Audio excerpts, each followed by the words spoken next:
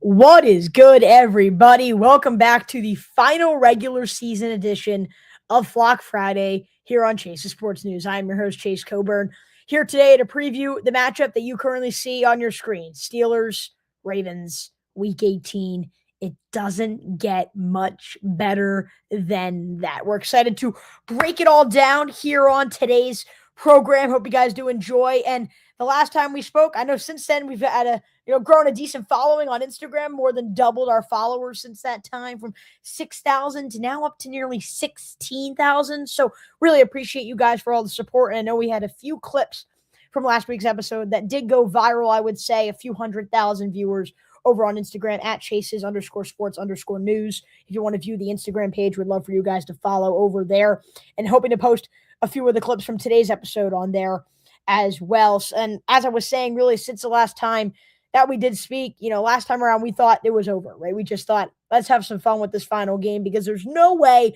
that both the Ravens go on the road and beat Green Bay as an underdog, and then the Browns as an underdog go and beat the Steelers. There's no way both of those things happen. And sure enough, they both do happen. And that turn of events that I talked about last week, it occurred. And now it feels like the Ravens are in the driver's seat to get a postseason position. They not only control their own destiny, but it feels like they are the far more favorable opponent in this matchup here between Baltimore and Pittsburgh. Even though that game is in Pittsburgh, I think fans should feel really, really confident about Baltimore's chances going into that game. I know the Ravens have not won back-to-back games in a little while, but these teams match up really well. Steelers took one earlier in the season. Could be Baltimore's time to take one here and secure a postseason position and a third consecutive AFC North title. No one has ever won 3 AFC North crowns in a row. The Ravens looking to do that later tonight. I'm going to start, as we did last week, by kind of recapping the previous game, and that will start by recapping Baltimore's game against the Green Bay Packers. If you guys do want to call in, I put the call-in link over on YouTube. I'll do the same right now as I speak over on the Twitter end. Would love for you guys, again, to call in, to have some conversation. No guests this week. I thought to just come on solo. Could be a fun way, but again, would love to collaborate with you guys. Already we have here, let go. Absolutely. Thank you, Prodigy and Havoc, Assist Sports, Awesome Growth.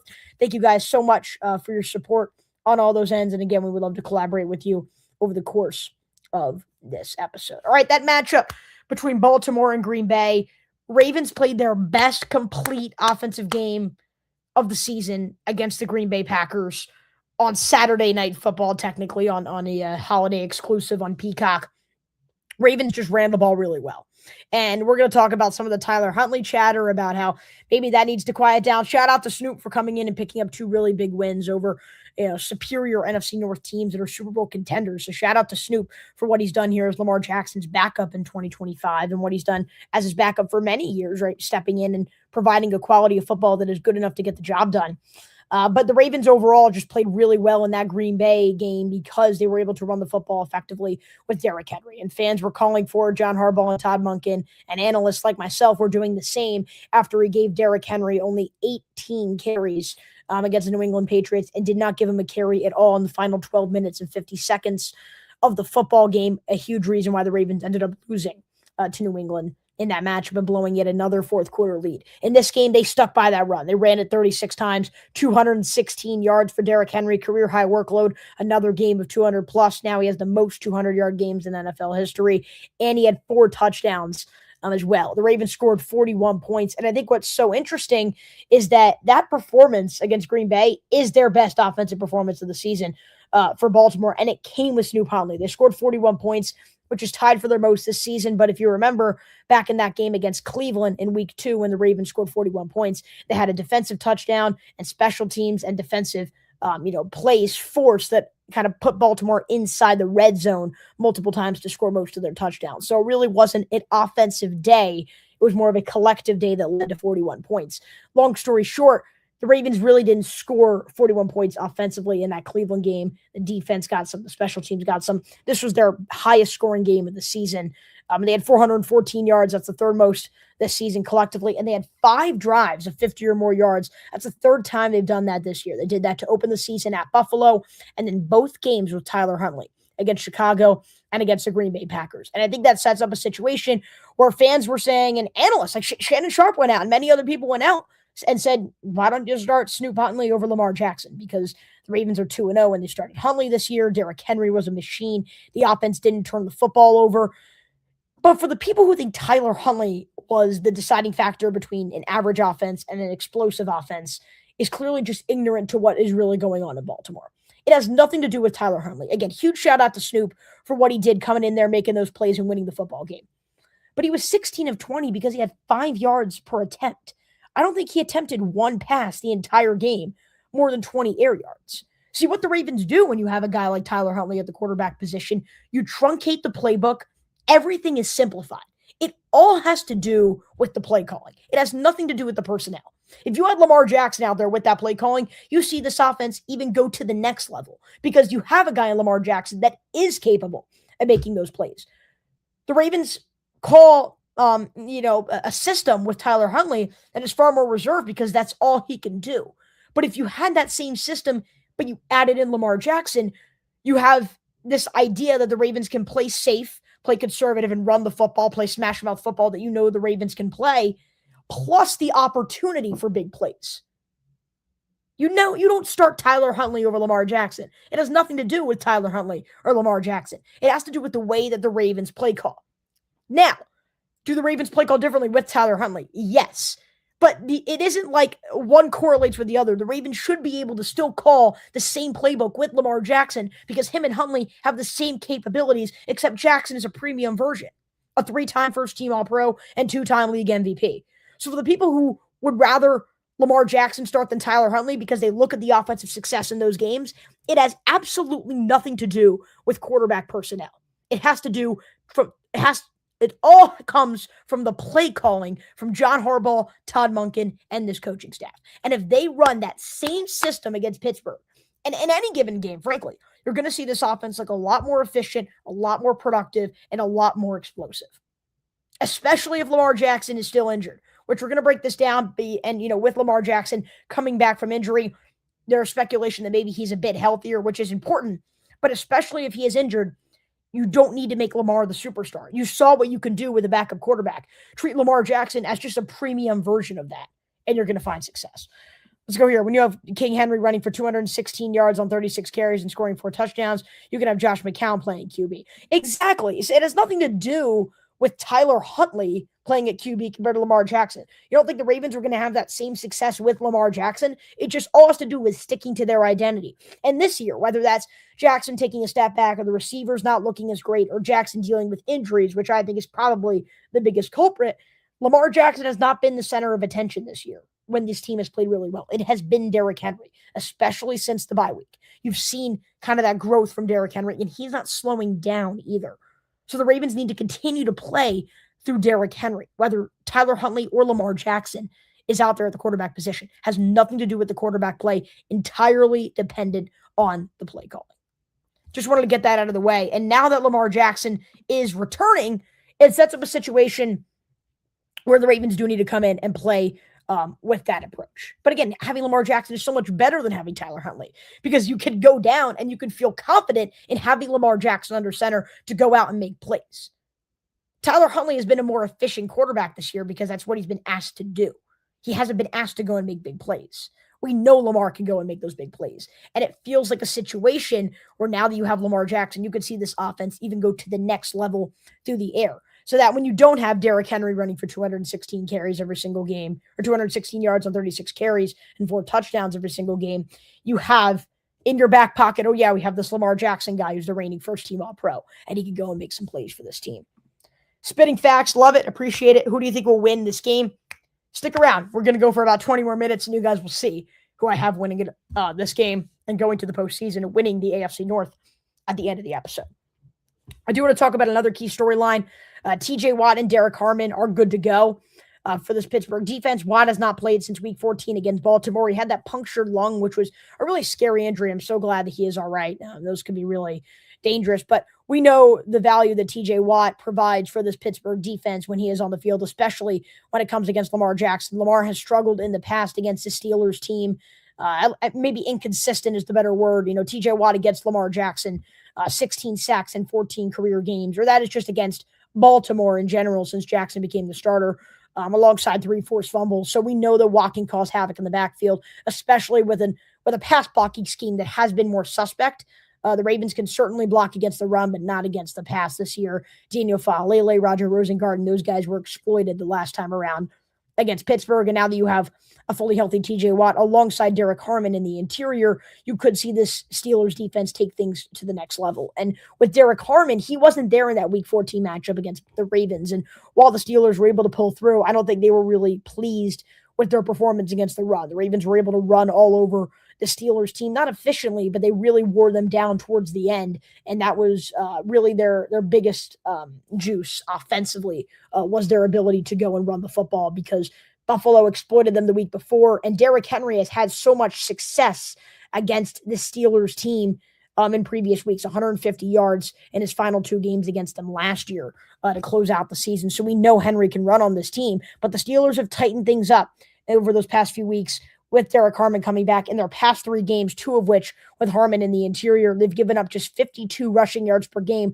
the best mark in the NFL in that span, 2.9 yards per carry allowed, also the best in the NFL in that span. And not to mention, it came against 2 of the top 10, maybe top 5 running backs in the NFL, in Jahmyr Gibbs and Devin Achane, for 2 of those 3 games. So if you're able to contain Jahmyr Gibbs and Devin Achane, could they be able to do the same with Derrick Henry?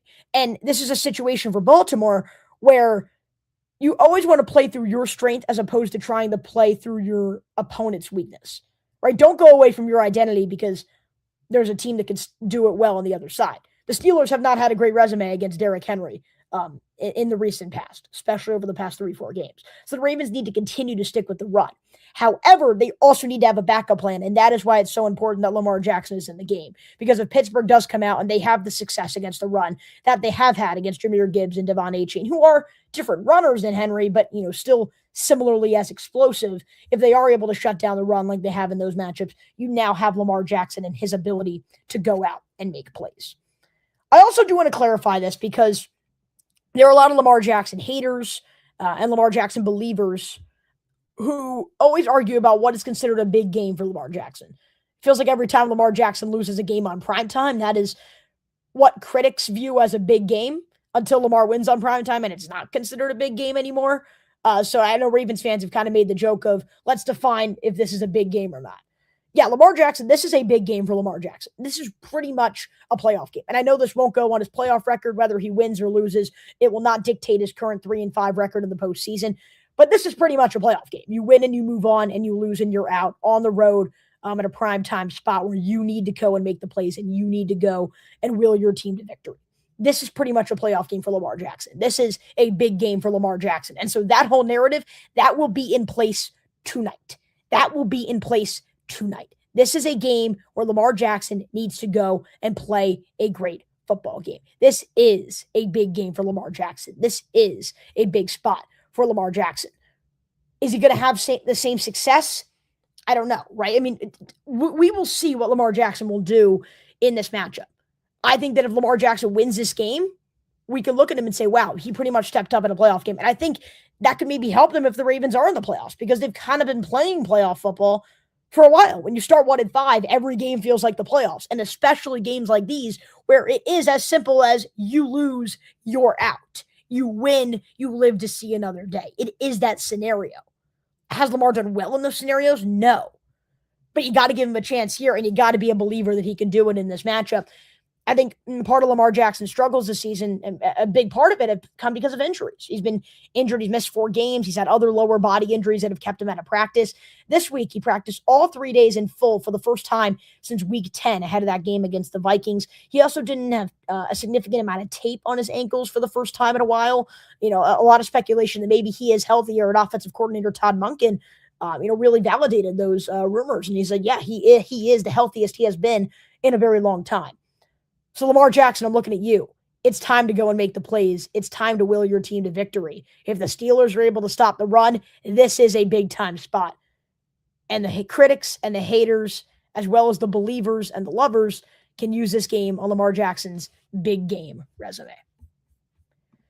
Without the deep ball, that hurts any team, but Rodgers needs DK to help move the ball down the field. And without that, he won't be the same. Looking at this previous comment as well, I think with DK out, Pitt loses most of its explosive playmaking, which puts more on the running game and more on the other receivers to make plays. I agree. I think we're going to talk about that DK Metcalf factor. I think Ravens fans, Steelers fans, and just NFL neutral fans alike didn't really grasp how much the absence of DK Metcalf due to suspension would really hurt this Pittsburgh offense. This offense was really finding its strides against Baltimore, against Miami, against Detroit. You had DK Metcalf in that football game, and this offense was turning it up. 27 points against Baltimore, 28 points against Miami, 29 against Detroit.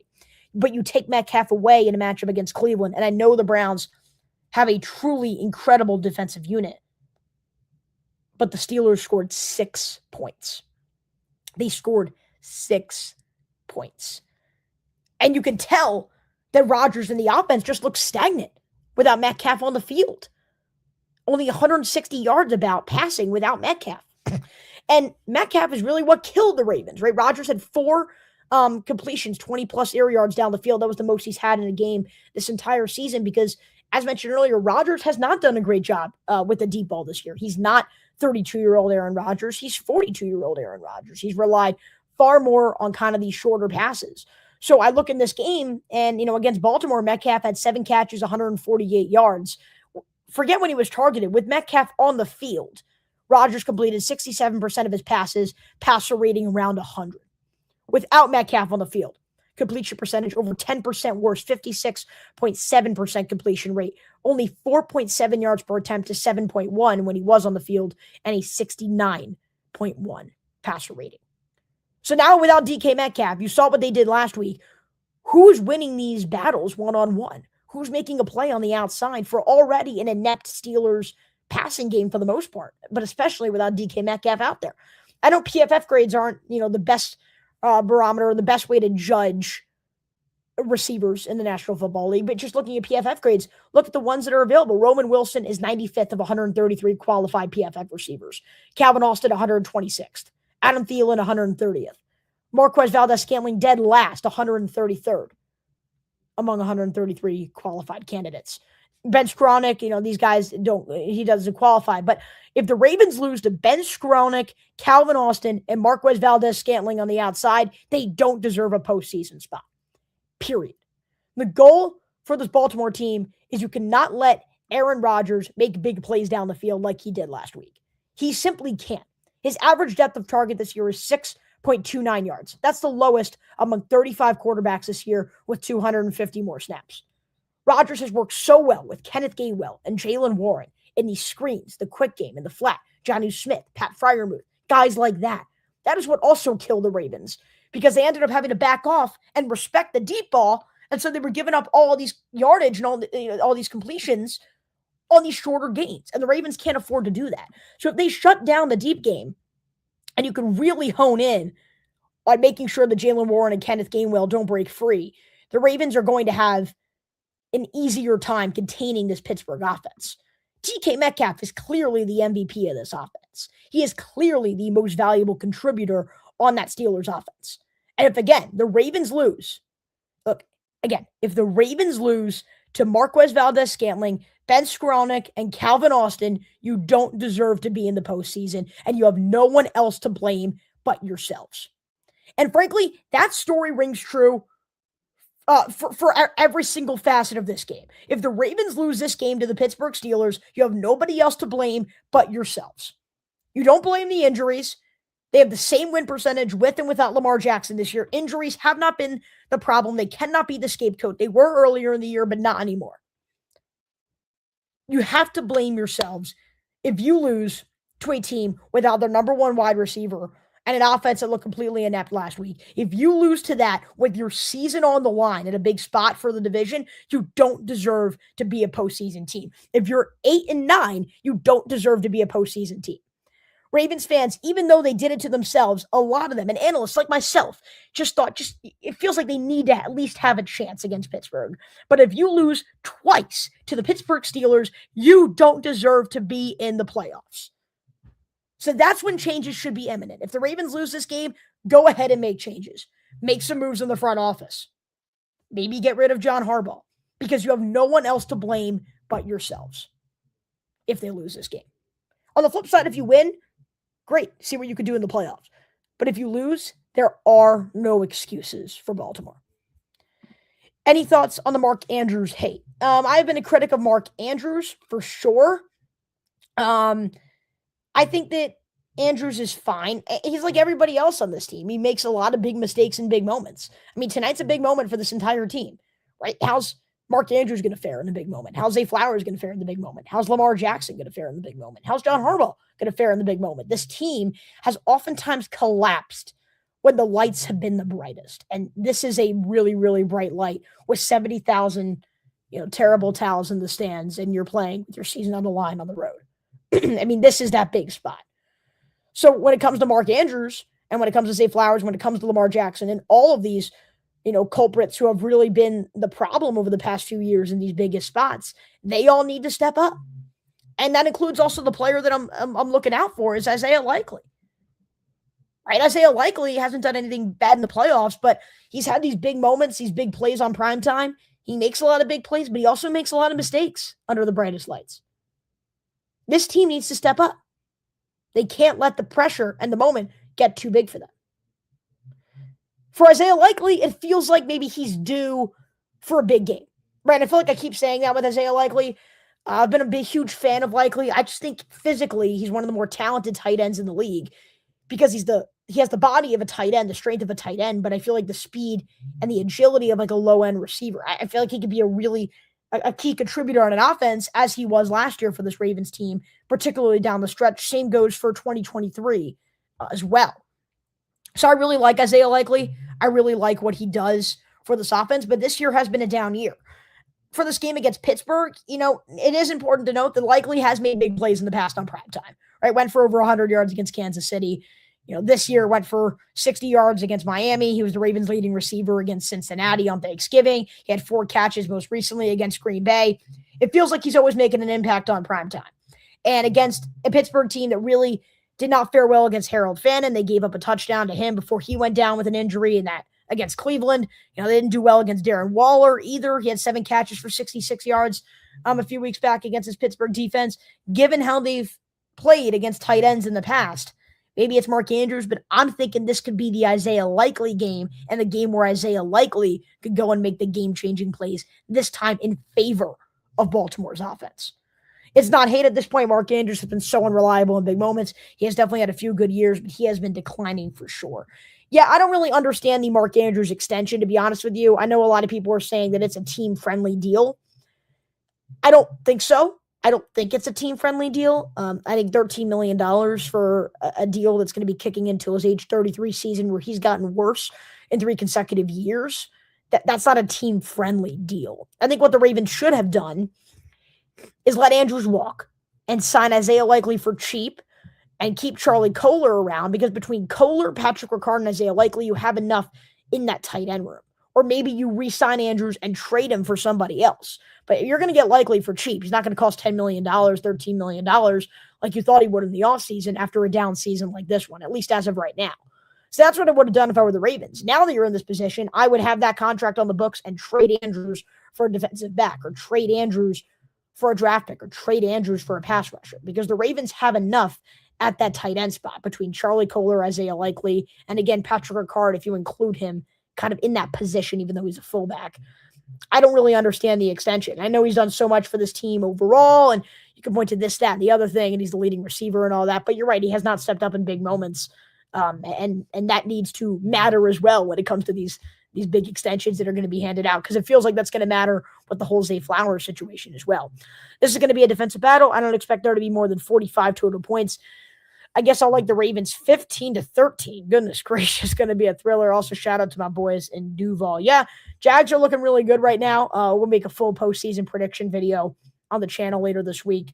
Jags are a very interesting team, and they're a team that's getting hot at the right time. And you never want to play a team that is getting hot at the right time with both sides of the ball, offense and defense. They're highly capable of going all the way. Jags are in a really, really good spot. But the Ravens and the Steelers, one of them are going to be going to the postseason. This is what you guys have all been waiting for. And I will say this. Ravens and Steelers fans can come together on this one. There's a lot of speculation between both Mike Tomlin for the Steelers and John Harbaugh for the Ravens. The loser of this game, the head coach, could be ousted in the offseason. They could be gone. Mike Tomlin for the Steelers hasn't won a playoff game in it since the Obama administration. If you don't make the playoffs again, and the standard is the standard, if the standard remains mediocre, at what point does Pittsburgh decide to move on? We've had these conversations consistently about the Ravens with John Harbaugh, right? A 3-5 record in the postseason, 4 with Lamar Jackson out there, 3-6 really in that same era, 4 playoff wins total since Ray Lewis retired, and that's 13 of his 18 years in Baltimore. Is he still hanging on to the coattails of a Super Bowl win from 13 years ago? Where his team just got hot at the right time. 2 legends, possibly 2 future Hall of Famers. But if this is the last time that we see Mike Tomlin and John Harbaugh go head-to-head, if the 40th all-time meeting between these two is the last time we see them go head-to-head, thank you. Bow out to both of you. Because what an era it has been. Whether you're a Ravens fan or a Steelers fan, you have to admit there is nothing better than Ravens-Steelers football. And I love from the bottom of my heart that this season, this game, this division, this playoff spot is going to come down to the Ravens and the Steelers. It's meant to be that way. And if this is the end of the John Harbaugh, Mike Tomlin era for whichever team maybe decides to move on, thank you for an incredible era of Ravens-Steelers football. Because this isn't just a rivalry. This is a pure hatred. Baltimore does not like Pittsburgh. Pittsburgh don't like Baltimore. This is going to be a fun smash mouth battle between these two teams.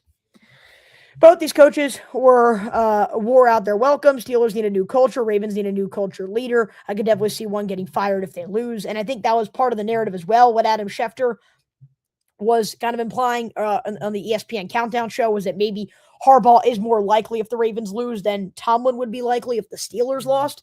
And that makes sense to me because I think Harbaugh's had a lot more talent. And if Harbaugh goes 8-9 with the preseason Super Bowl favorites and goes below 500 with Lamar Jackson at the quarterback position, I think you need to have serious conversations. But both of these coaches have certainly done a great job, and both of these coaches deserve their flowers. And again, both of them may be in Canton, Ohio one day. But it is crazy to think about that this could be the last time that they're both on those respective sidelines for these two teams that are two of the most successful franchises in history and are two teams that have potential to do some damage if they do get into the postseason. Ravens win 28-17. We see a comment on there. Here is my prediction for y'all, and it's actually not far from that. I got the Ravens winning this one 27-17.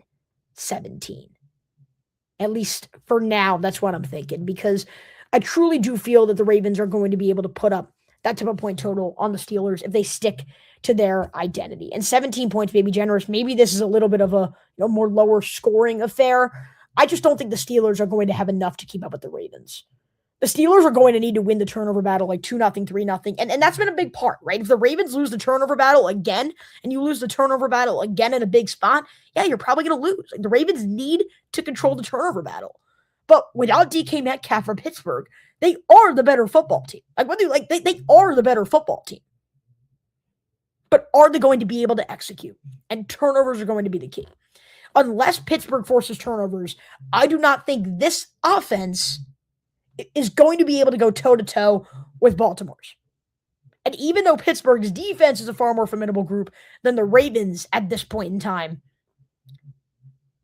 Lamar Jackson, Derrick Henry, Aaron Rodgers, Jalen Warren, without DK Metcalf, I just don't know if the Steelers are going to be able to put up enough points. Even with the Steelers' strong suits on the defensive end, I feel like Lamar Jackson and Derrick Henry can still get something going. You can't say the same thing about Aaron Rodgers and an inept offensive system without DK Metcalf. So for me, I think it's a safer bet. I think you go the Ravens. I think Lamar steps up big. I think Henry steps up big. And I think Baltimore picks up a huge win to go into the postseason. After what has really been an excruciating season, I think the Ravens go ahead and win this one and continue their season. The biggest thing is no DK Metcalf. Last game, we torched Baltimore 140 yards. Without him, this is going to be a slow game for sure. And again, I said it, I don't think people really grasped how important DK Metcalf was going to be. But here we are. And DK Metcalf was certainly an important factor, and he's not there. And so we'll see what happens between the Ravens and the Steelers. Should be a really, really fun game tonight. Thank you guys so much for tuning in. Again, follow me at Chases_sports_news on Instagram. If you have not, I'm going to be making a few reels about that. We're getting some really strong, content and, viewership on there as well. A lot of great support. So please be sure to check that out if you have not already, especially if they feed Derrick Henry the ball and not try to make Lamar the star. Correct. Feed Derrick Henry, and this should be a fun one tonight from Acrisure Stadium. Thank you guys so much for tuning in. I am Chase Coburn here on Flock Friday. If this is the last game that matters, thank you guys for a great season. But hopefully, we're going to see you next Friday for a Ravens postseason game. We'll see you guys next week. Signing off, I'm Chase Coburn here from Chase's Sports News.